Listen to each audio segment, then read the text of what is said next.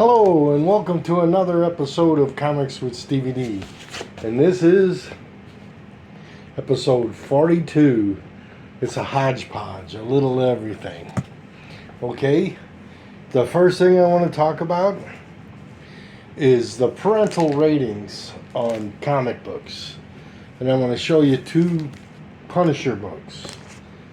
And what's unique about both of these books, it has a sort of an origin story of how Frank Castle's family were innocent bystanders when a mob hit went down.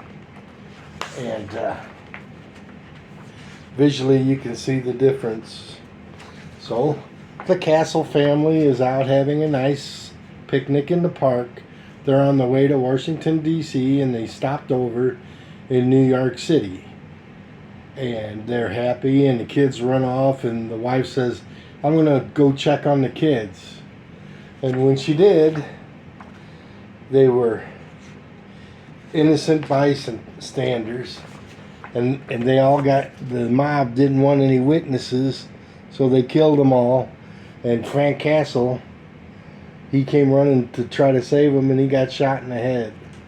Okay, pretty graphic in a PG-13 version, but in this book, years and years later, that first book was Punisher Annual, and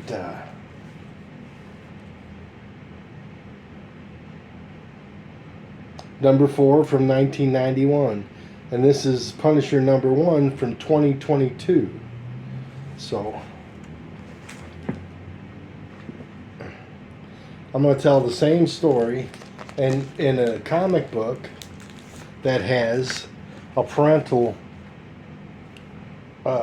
advisory sticker on the bottom. Real small. But it's a cool cover. And here's the same story. So it looks like it's after the shooting, and Castle, he's kind of waking up because he just got shot in the head. And there's that. And then the paramedics come on the scene, and it's real graphic. They're saying the children are gone, and she's barely holding on. And there's a lot of blood. And over here, they're reaching for each other as she dies. And she's out of it, and she's gone, and then he's out of it in the blood. And so both of those tell the same story. One's a little more graphic than the other. And I thought that was interesting to have two books from so far apart telling the same story. And it's different, but still the same as an origin story. Okay, I'm just going to tell you a little bit about the Punisher. Okay. The Punisher first appeared in Amazing Spider-Man 129 in 1974. Created by Gary Conway, John Romita Jr., and Ross Andoru. Okay. This is Captain America 241. It's an iconic cover. You see it advertised in lots of things.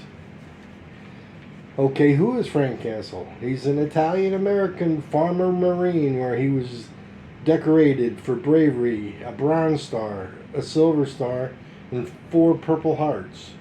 My dad had a Bronze Star, a Silver Star, and 1 Purple Heart. He had a wife and a son, but lost them. His wife Maria and his children Lisa and Frank Jr. were gunned down when they observed a mafia hit. This is the motivation for Frank to become the Punisher.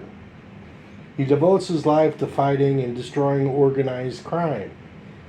He equipped himself with state-of-the-art weapons and uses his combat experience to achieve his missions. Okay? And I showed you those two books. And this is Captain America.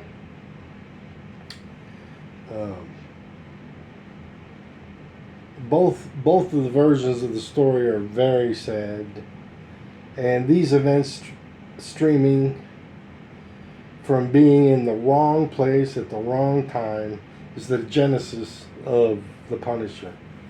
Now this Captain America book, I like it. I really accept. I have some staining in this corner here where this finger is, and there's some staining on the interior.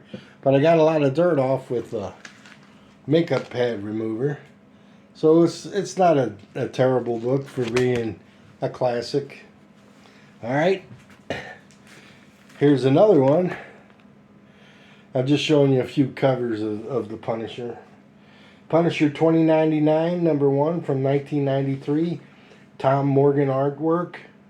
And this is going into my Shiny Covers 3. So that should light up pretty good. And one last Punisher cover appearance. This is in Heroes for Hire number 1 from 2011. Cover artist Doug Braithwaite and Sonia Oback.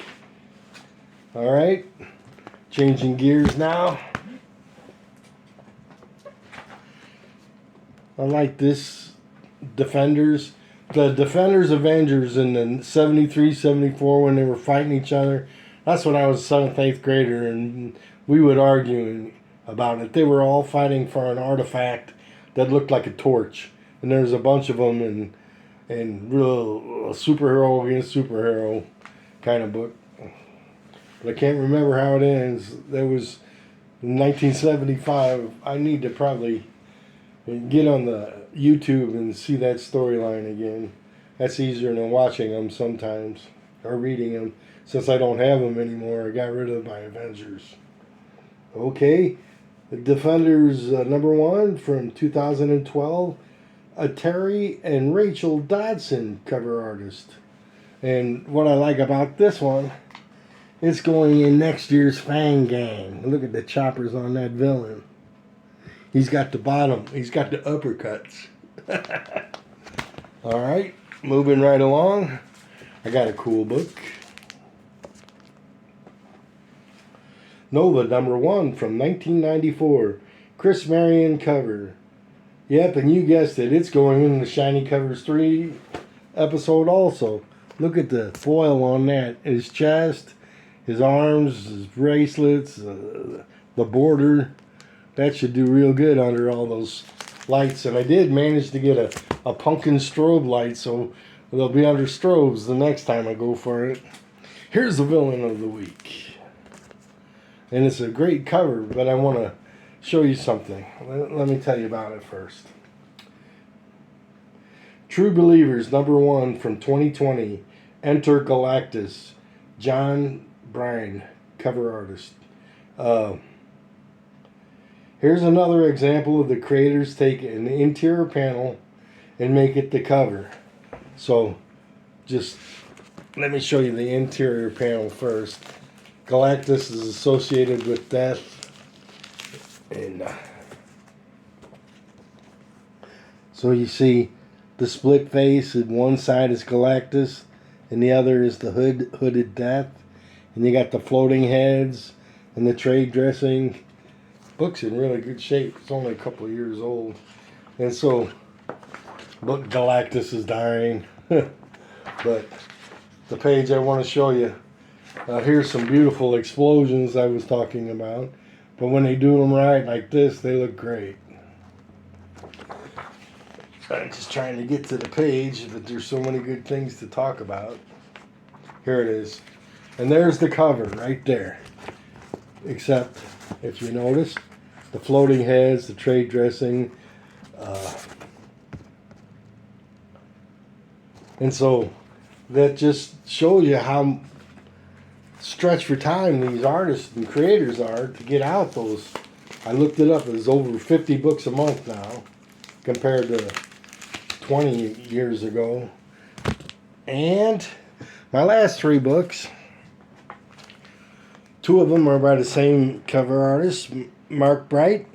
This is Iron Man 215, 216, and 218. All of them from 1987. So what I like is space. The Galactus made me think of these. The space covers. So that's a beautiful cover. A terrific cover, as I like to say. Jim Rhodes is in the old suit of Iron Man armor, and Tony's in the other. But when that space station exploded, it set Rhodes on fire. And so they're going through re-entry on Earth. Same cover artist. And you can see Rhodes, he's in bad shape, but Tony saves him. And they're in the hospital with the friendly banter, and Rhodes is going to recover. And so those space cover and flames, I'm always saying they got flames on a lot of covers. And this last one's a different artist right here, and it's the bathyscaphe. Hey, you got that out. Armor. Tony Stark's going. He's inside in his regular armor, and then he's going deep undersea. And it's a different artist. Let me look it up real fast. So I'll put this up here so you can see see that bathyscaphe armor. Bob Layton artist on this one. And so those were the 3 Iron Man books. And that finishes up the show. Just a reminder of Bugs Comic in O'Fallon, Missouri. They're having their 50% off everything November 12th. 12 to 6 p.m. and November 13th, 1 through 5 p.m. And this guy's got at least 50 long boxes of stuff. So they're already priced well, so they're going to be really, really good. All right. So with that, I'm happy to say I got some good books lately, and I'm itching to go out for another hunt and see what I can round up. And I'm trying to learn a little bit more about technology.